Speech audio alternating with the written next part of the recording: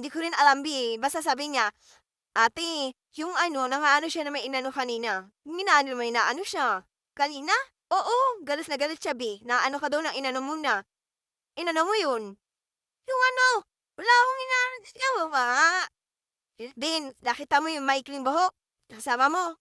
'Di ba bumili ka dito?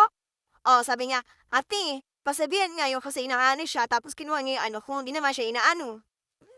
Hmm, galit na galit siya B sa'yo.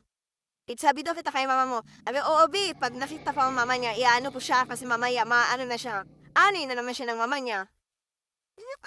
Wala akong dito inaano.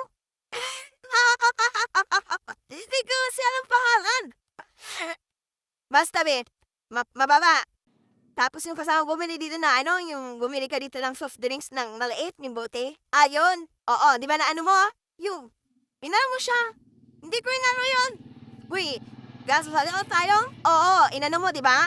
Hindi ko inano. Dumiretso na ako. Hindi, sabi mo, aanuin mo. Galit na galit siya nung inano mo siya.